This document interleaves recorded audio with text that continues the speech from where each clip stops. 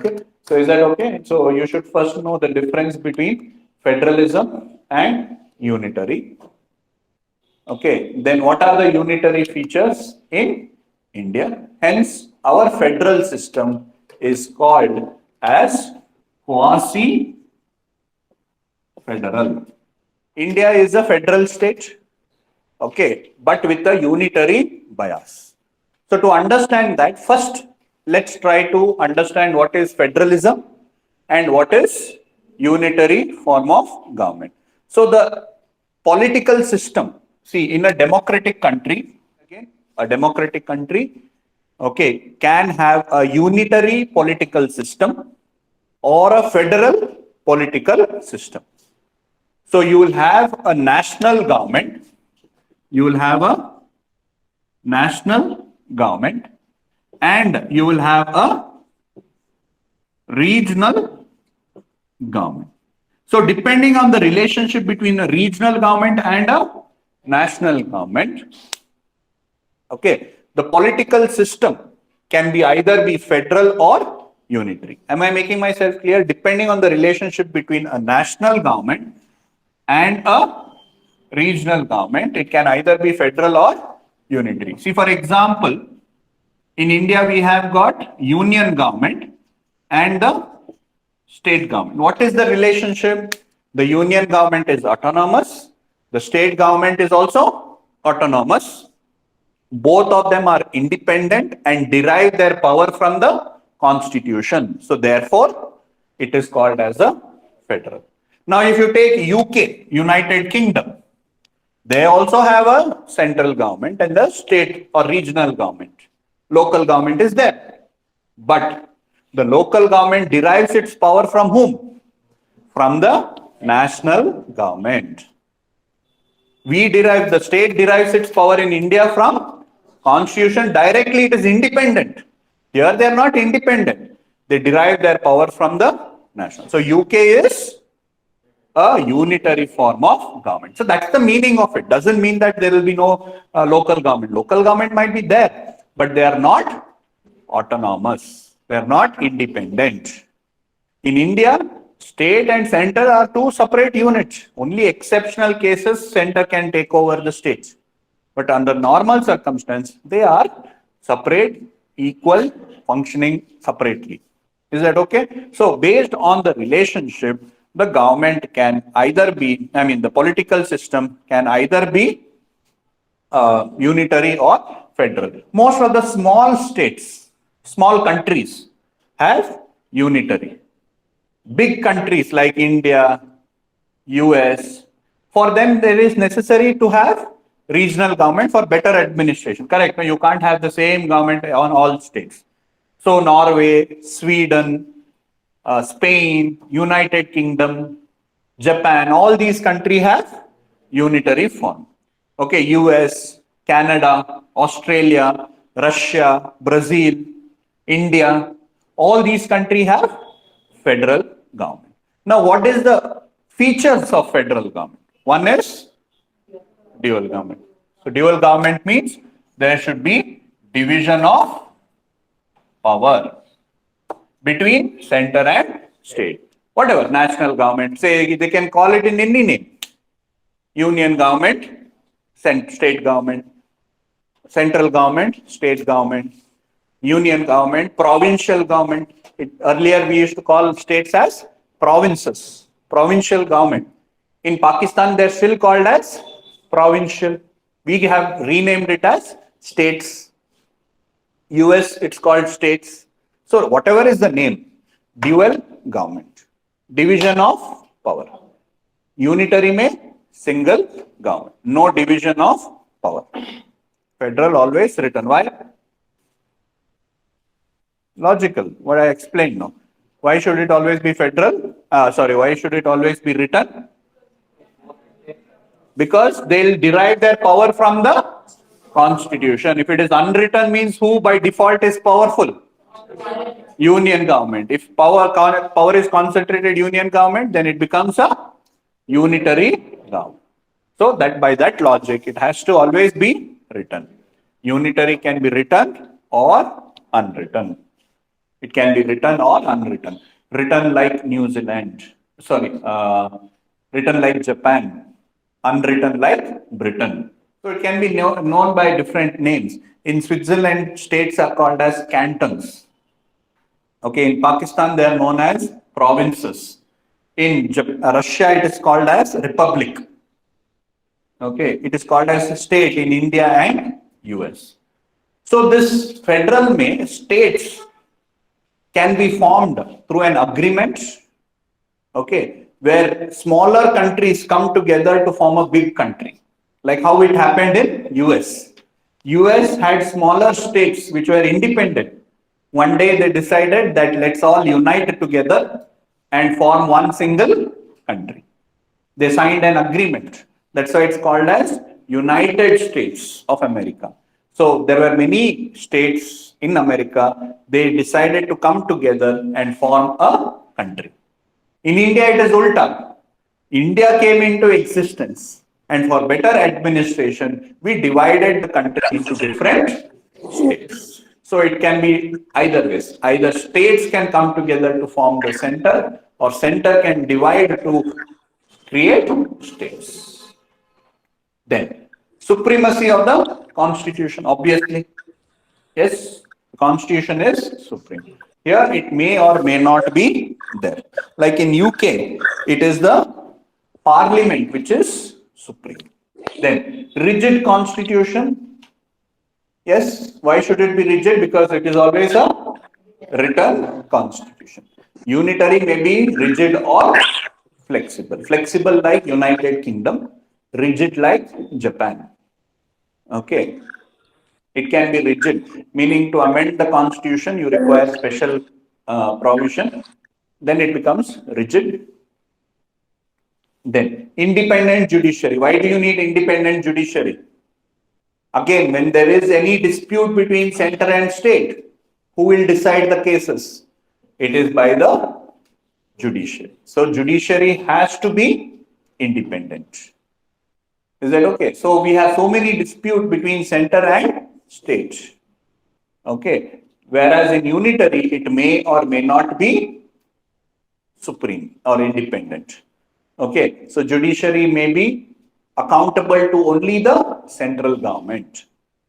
All right. Here they are accountable to the constitution. So they are independent. Whereas over there, it may not be. May or may not be. Then federal always bicameral, meaning two house. Take for example India. So India has Rajya Sabha and Lok Sabha. Rajya Sabha means what? Representative of the state. Representative of the state. Whereas Lok Sabha is directly elected by the people. Rajya Sabha indirectly elected, meaning the state elects the MPs. Rajya Sabha MPs are elected by the states. Okay, so they represent the states at the center. So they represent the state at the center. Okay, so that is why it is called as bicameral system. So federal should always be bicameral. Unitary may or may not be bicameral system. Is it okay? All of you? This should be very clear. They can ask in the examination. Which of the following are the federal features? Which of the following are unitary feature? They can ask in the exam. Which has to be there in federal? It has to be a dual government. There has to be division of power. It has to be a written constitution. Constitution is supreme. Judiciary should be independent. It should be a rigid constitution. It should be a bicameral. Please remember these points. Understand it also. When they ask in question, think. Why is it there? Should it be there? And then you can answer. You don't have to by heart. Why bicameral? Because state should be represented at the central level to protect their interest. Independent judiciary to decide cases between center and state.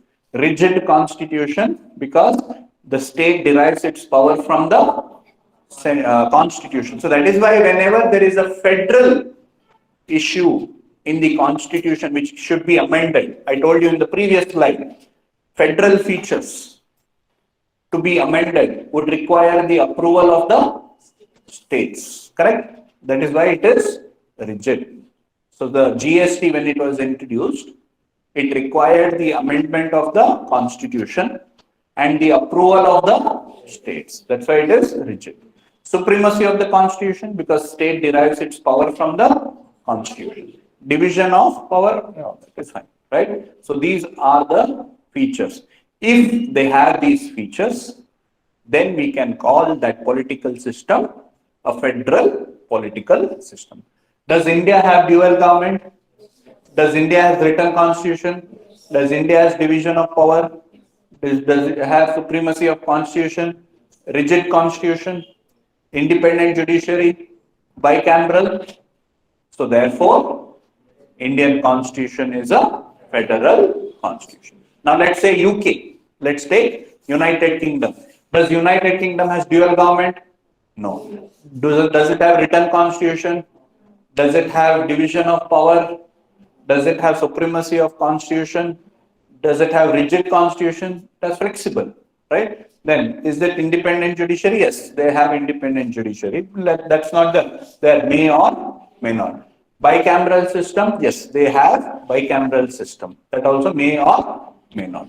But others do not. All these has to be fulfilled. Only then it will be called as the federal. Does UK have all these features? No. So UK is a unitary. If you take US, also has all these features. So US is a federal. So let's see.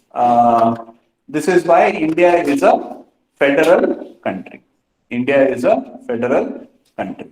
Okay, because it has got dual politics. It has got written constitution because it has got division of power, supremacy, rigid constitution, independent judiciary, and bicameral. Same thing, whatever I want. So therefore, India is a federal country. All of you agree to this? But at the same time, in Indian constitution, we have certain unitary features. Though we have federal features, therefore we call India as a federal country, but then there are certain unitary features. Unitary features means those which make center more powerful, which makes center more powerful. So there are certain unitary feature in our constitution. Let's see what are these unitary feature, why center is more powerful. So one is the constitution makes center more stronger compared to the states. The center is more stronger. Why is it more stronger? Because one, there are more subjects with the central government. So I told you, we have a central list of subjects. We have state list and concurrent list. So the central list is more compared to state. So center has more subjects under it. It has got more power under it. Second, more powerful subjects, powerful meaning money-making subjects are with the center. So center has more money-making subjects, or it is having more power, like defense, railways, okay, direct taxes. All these are with the central government. Even in concurrent subjects, the center has overriding power. What do you mean by overriding power? So when both center and state makes law, see, concurrent subject means what? Those subjects where both center and state can make law. So when we say they have overriding power, what does that mean? The center and state both make law. Central law will prevail. Central law will prevail. They both have made law. Whose law will prevail? Central law. So it has got overriding power. State has made law, it can override it. Then fourth one, the residuary power is with whom? Center. The residuary power is with the center. So more subject, powerful subjects, concurrent may overriding power, and residuary power is with the center. So therefore, center is strong. Actually, if you compare US, the residuary power is with the states. More money making powerful subject is with the states. Okay, then state is not indestructible.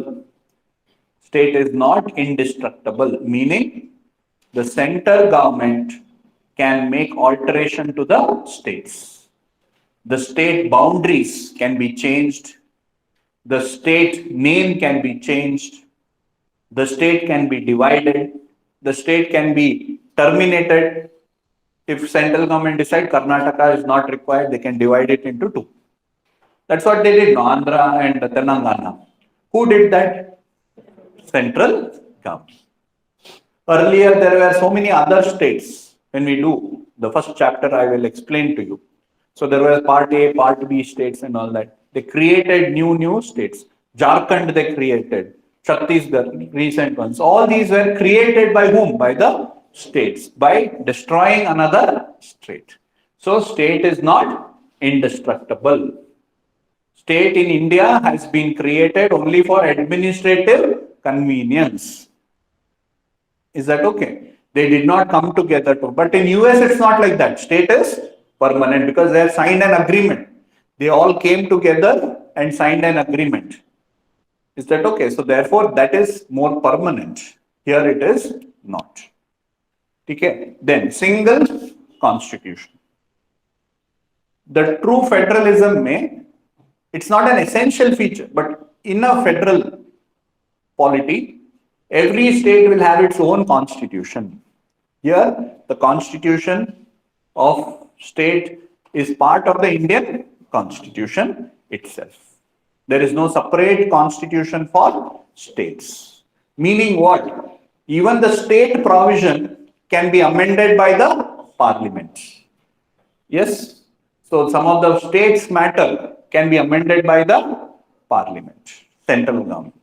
So that is also another single constitution where the state provisions are in the Indian constitution and it can be changed by the parliament. Then I told you rigidity is a feature of federalism, but then there are certain features in the constitution which are flexible. Just now we discussed flexibility and rigidity. If it is flexible, that means it is unitary. Many provisions of the constitution can be changed by the central government by simple majority. So that's why it is flexible. Flexibility is a unitary feature. Then no equal representation of the states. States are given representation on the basis of population. In US, it's not like that. Every state will send 2 Senate members to the parliament. India, it's not like that. India has representation based on population. UP has the highest population, so they send more number of MPs. Sikkim has less, they send the least number of members. Okay, like that. So no equality of state representation. If it is a true federalism, by an agreement if they have come, every state will say, I will send 2 MPs to the parliament.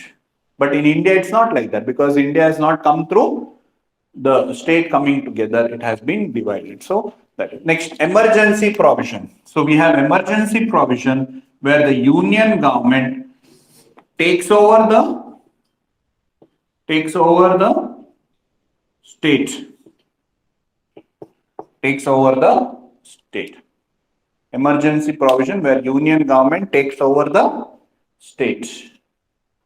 Whether it's temporary, but it has the power to take over the state administration. Okay. Then single citizenship.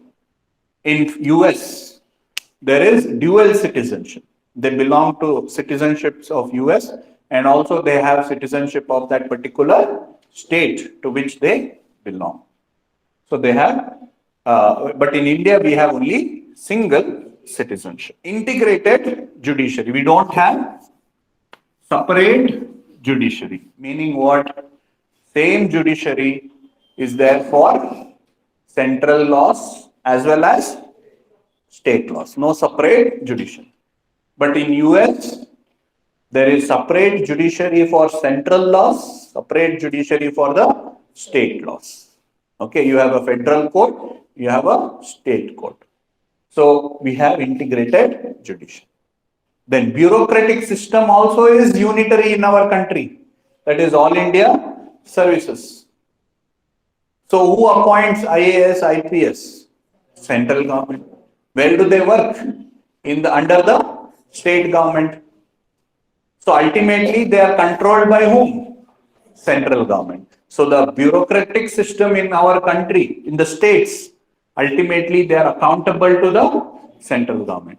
So just in case if some officers do not listen to the central governments, they will get called for the central deputation, like that. Okay, so the higher bureaucracy is all controlled, their cadre, their service conditions are all controlled by the central government. So they are appointed by the center and they work in the states.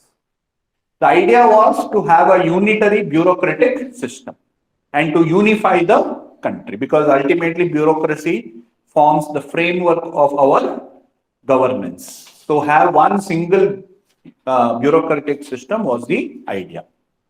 Then integrated auditory machinery. So we have Comptroller and Auditor General of India, CAG.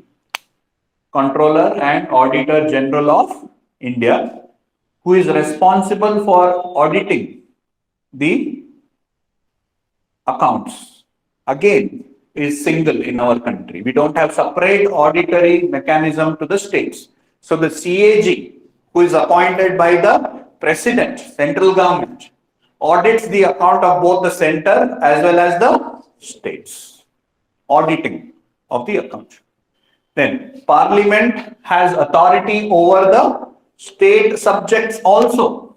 So under certain 5 conditions, the central government can make law on state subject. Just remember this like this. When we do center-state relation, I'll explain when. So under certain circumstance, center can even make law on state subjects. So I told you central subject, state subject. Center will make law on central subject, state will make law on state subject. They cannot interfere into each other. But under certain circumstance, center can interfere into the sun. So Parliament's authority over the state list. Plus, under certain circumstance, a law enacted, or rather a bill passed by state should get the approval of the president, central government. Sometimes even a bill that is passed by the state has to get the assent of the president. There are conditions I will explain to you later. Is that understood? So that is the authority of the center over the state. Even if they have passed it, they have control over it. Then head of the state, the governor, is appointed by whom? Center. So the governor ultimately acts as an agent of the center. So what usually happens when the state is run by the opposition party, the ruling party will influence the governor to do chugli with the state government. Okay, so they will create problems. Like in West Bengal governor, he was creating problems. So that the state government does not function effectively. Is that okay? So the governor is the agent of the center. But in true federalism, governor is completely independent. Like in US, he is elected by the people, accountable to the people, not to the central government or to the president. Our governor accountable to the central government. ठीक है? Then veto over state bill. This is what it is. Veto over state bill. That means some bills passed by the state has to be sent to the president. The president can reject it. Is that understood? Okay. So these are all the unitary features. So that is why India is a federal state with unitary bias. Okay, so unitary bias. It is having a federal political system. India is having a federal political system, but with a unitary bias. Meaning certain features lean towards unitary political system. Okay, so is that okay? So you should first know the difference between federalism and unitary. Okay, then what are the unitary features in India? Hence, our federal system is called as quasi-federal.